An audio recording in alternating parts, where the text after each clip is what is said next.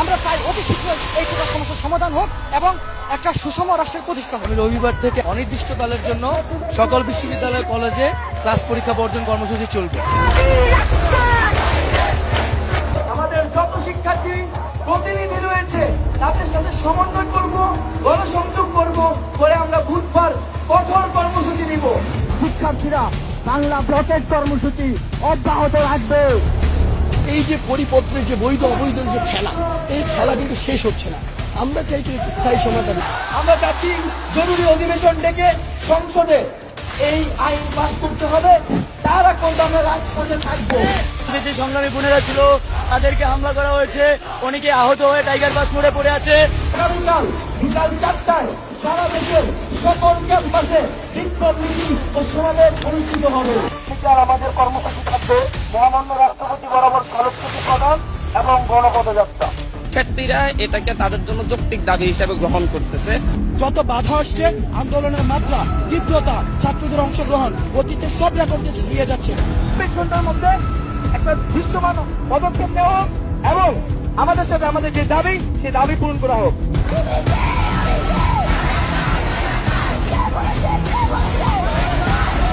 ছাত্রলীগের ক্যাডার বাহিনী আছে, তারা আমাদের উপর আক্রমণ চালিয়ে যাচ্ছে। সাধারণ শিক্ষার্থীদের কাছে তারা জিম্মি করে রেখেছে। যে হামলা, সে হামলা এবং প্রধানমন্ত্রীর বক্তব্যের প্রত্যাহার এবং আমাদের যে এক দফা দাবি কোটা সংস্কার, তার দাবিতে আগামীকাল বিকাল 3টায় সারা দেশের সকল ক্যাম্পাসে বিক্ষোভ মিছিল এবং সমাবেশ অনুষ্ঠিত হবে। 25শে মার্চ কালো রাতে যেভাবে মানুষ খুন হয়েছিল, আমরা গতকালকে এরকম জানের ভয় রাস্তায় রাস্তায় ঘুরছি। এই সাহস পুলিশ কোথায় পেল? পুলিশকে এই ক্যাম্পাসে ঢুকার অনুমতি কে দিল? জানাজার পর আমরা চলে যাচ্ছি না, তাহলে আমাদের উপর কেন অ্যাটাক করা হলো? এই আক্রমণের জবাবদিহিতা কে দিবে? আমাদের ভাইকে কেন হত্যা করেছে? এই প্রশ্নের উত্তর যদি আবার হত্যা হয়, তাহলে সেই সরকার কি? দুইটা রক্ত মারিয়ে এসে আমরা কোনো সংলাপ করতে পারি না।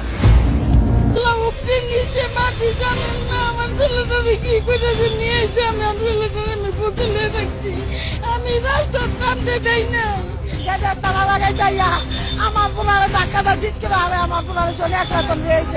নাহিদ ইসলাম সহ বৈষম্য বিরোধী ছাত্র আন্দোলনের 3 সমন্বয়ককে রাজধানীর গণস্বাস্থ্যনগর হাসপাতাল থেকে তুলে নেওয়ার অভিযোগ উঠেছে।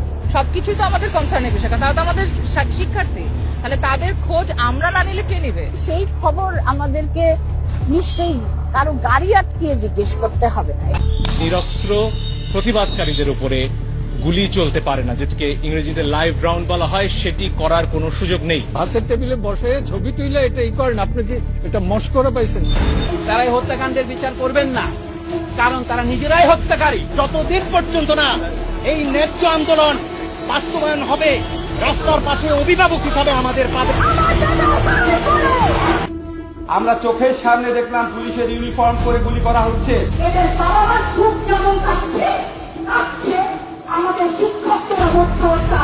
প্রতিনিয়ত আমার মানবাধিকার লঙ্ঘন হচ্ছে। আমাদের মোবাইল দেখবে কিনা সেই ভয়ে আতঙ্কিত হয়ে আছি। প্রতিটি ফোঁটা রক্তের হিসাব নিতে হবে।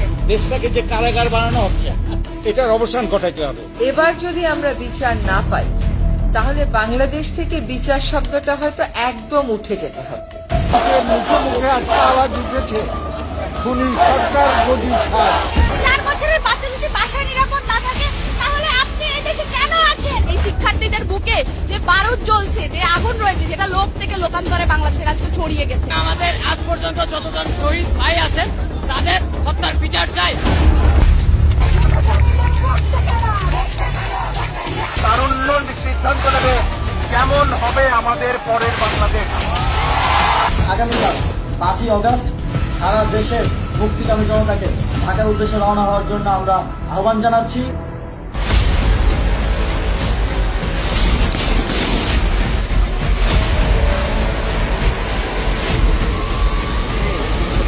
গণ অভ্যুত্থানে পতন হলো শেখ হাসিনা সরকারের।